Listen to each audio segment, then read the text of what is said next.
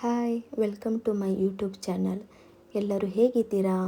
ಇದು ನನ್ನ ಮೊದಲ ಬ್ಲಾಗ್ ವಿಡಿಯೋ ಆಗಿರುತ್ತದೆ. ನಾನು ನಿಮ್ಮ ಪ್ರೀತಿಯ ವಿದ್ಯಾಚಂದ್ರ. ಇವಳು ನನ್ನ ಮುತ್ತು ಪುಟಾಣಿ ಅಕ್ಷರಚಂದ್ರ. ನನ್ನ ಕಂದನಿಗೆ ನಿದ್ದೆ ಸ್ವಲ್ಪ ಸರಿ ಆಗಲಿಲ್ಲ ಅನಿಸುತ್ತೆ. ಅದಕ್ಕೆ ಸ್ವಲ್ಪ ಕಿರಿಕಿರಿ ಮಾಡ್ತಾ ಇದ್ಲು. ಅವಳು ಸ್ವಲ್ಪ ಸಮಾಧಾನ ಆಗಲಿ ಅಂತ ಅವಳನ್ನ ಗಾರ್ಡನ್ ಹತ್ರ ಕರ್ಕೊಂಡು ಬಂದೆ. ನಾವು ಮಕ್ಕಳನ್ನು ಬೇರೆ ಕಡೆ ಡೈವರ್ಟ್ ಮಾಡಿದಾಗ ಅವರು ಅದರಲ್ಲಿ ಸ್ವಲ್ಪ ಕಾನ್ಸಂಟ್ರೇಷನ್ ಆಗಿ ಸಮಾಧಾನ ಆಗ್ತಾರೆ. ಈ ದಾಸವಾಳ ನೋಡಿ ಎಷ್ಟು ಚೆನ್ನಾಗಿದೆ ಅಲ್ವಾ?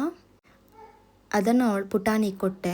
ಬಟ್ ಇದನ್ನು ಇವಳಿನ ಬಾಯಿಗೆ ಹಾಕ್ಬೋದು ಅಂತ ಭಯ ಆಗಿ ಅವಳ ಕೈಯಿಂದ ಕಿತ್ಕೊಂಡು ಅದನ್ನ ಬಿಸಾಡಿದೆ ನಾನು. ಇನ್ನು ನನ್ನ ಅಕ್ಕನ ಮಗನ ಜೊತೆ ಅಕ್ಷರನು ಸುಮ್ಮನೆ ತೋಟ ಸುತ್ತಾಡಿಸ್ಕೊಂಡು ಬರೋಣ ಅಂತ ತೋಟಕ್ಕೆ ಹೋದೆ. ಅಲ್ಲೇ ಇದ್ದ ದನವನ್ನು ಅವನಿಗೆ ತೋರಿಸ್ತಾ ಇದ್ದೆ ನಾನು. ಅವನಿಗೆ ಎನಿಮಲ್ಸ್ ಅಂದರೆ ತುಂಬ ಇಷ್ಟ ಆಗುತ್ತೆ.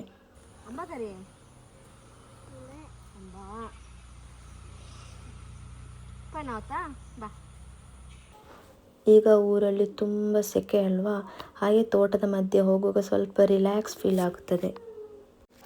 ಈ ಮಕ್ಕಳಿಗೂ ಅಷ್ಟೇ, ನಾವು ಹೊರಗಡೆ ಹೋದಾಗ ಅವರನ್ನು ನಮ್ಮ ಜೊತೆ ಕರ್ಕೊಂಡು ಹೋದಾಗ ಅವರಿಗೂ ತುಂಬ ಖುಷಿಯಾಗುತ್ತೆ.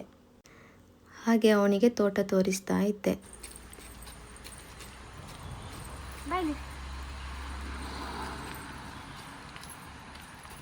ತುಂಬ ಇದೆ ಅಲ್ಲ?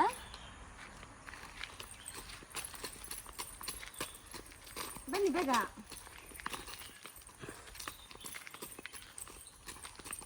ಮರದಲ್ಲಿ ಮಾವಿನಕಾಯಿ ಇತ್ತು, ಅದನ್ನ ತೋರಿಸ್ತಾ ಇದ್ದೆ ನಾನು.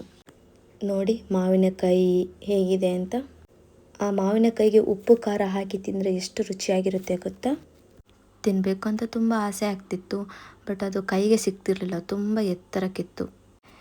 ಇನ್ನೊಂದು ಸಲ ಅದನ್ನ ಕೊಯ್ಲಿಕ್ಕೆ ಅಂತ ಬಂದರೆ ಆಯಿತು ಅಂತ ಅಂದ್ಕೊಂಡೆ. ಹಾಗೆ ಸ್ವಲ್ಪ ಹೊತ್ತು ತೋಟದಲ್ಲೇ ಸುತ್ತಾಡ್ತಾ ಇದ್ದೆ.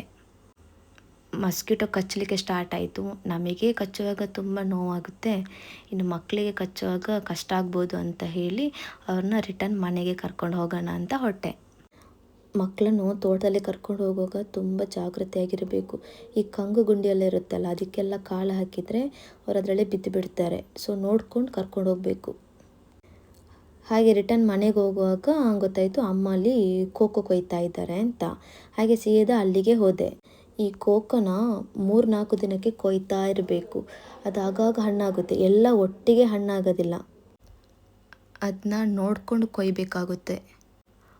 ಒಮ್ಮೊಮ್ಮೆ ಒಂದು ಕೊಯ್ಲಿಕ್ಕೆ ಹೋಗುವಾಗ ಎಲ್ಲ ಒಟ್ಟೊಟ್ಟಿಗೆ ಬಿದ್ದೋಗುತ್ತೆ. ನಾವು ಅದನ್ನ ಕೊಯ್ಯದೆ ಹಾಗೇ ಬಿಟ್ಟರೆ 1 ವಾರಕ್ಕೆಲ್ಲ ಯಾವುದೋ ಪ್ರಾಣಿಯೋ ಪಕ್ಷಿಯೋ ಬಂದು ಅದನ್ನ ತಿಂದು ಹೋಗುತ್ತೆ. ಈ ಕೋಕೋನ ಕೆಲವರು ಡ್ರೈ ಮಾಡಿ ಶಾಪಿಗೆ ಕೊಡ್ತಾರೆ, ಇನ್ನು ಕೆಲವರು ಹಾಗೆ ರಾ ಕೊಡ್ತಾರೆ. ನಾವು ಅದನ್ನ ರಾನೇ ಹಾಗೆ ಕೊಡ್ತೀವಿ. ಈ ಚಾಕ್ಲೇಟ್ ಮತ್ತು ಕೋಕೋ ಪೌಡರ್ ಎಲ್ಲ ಮಾಡ್ತಾರಲ್ಲ, ಅದು ಇದೇ ಕೋಕೋ ಸೀಡ್ಸಿಂದ. ಈ ಗ್ರೀನ್ ಕಲರ್ ಇದೆ ಅಲ್ಲ, ಇದು ಸ್ವಲ್ಪ ಕಾಯಿ ಇದೆ ಅಂತ ಅರ್ಥ. ಈ ತುಂಬ ಹಳದಿ ಕಲರ್ ಇರೋದು ಹಣ್ಣಾಗಿದೆ ಅಂತ ಅರ್ಥ. ನಾವು ಈ ಹಣ್ಣಾಗಿರೋದನ್ನು ಮಾತ್ರ ಒಡಿಬೇಕು, ಈ ಕಾಯಿ ಇರೋದನ್ನು ಹಾಗೇ ಬಿಡಬೇಕು. ಹಾಗೆ ಬಿಟ್ಟರೆ ಅದು ಸ್ವಲ್ಪ ದಿನ ಆಗುವಾಗ ಹಣ್ಣಾಗುತ್ತೆ. ಇದರ ಸೀಡ್ಸ್ ನೋಡಿ ಎಷ್ಟು ಚೆನ್ನಾಗಿದೆ ಅಂತ. ತುಂಬ ಹೊತ್ತಾಯಿತು. ನಾನು ನಿಮಗೆ ಮತ್ತೊಂದು ವಿಡಿಯೋದಲ್ಲಿ ಸಿಗ್ತೀನಿ. ನನಗೆ ಹೀಗೆ ಸಪೋರ್ಟ್ ಮಾಡ್ತಾ ಇರಿ. ಟಾಟಾ.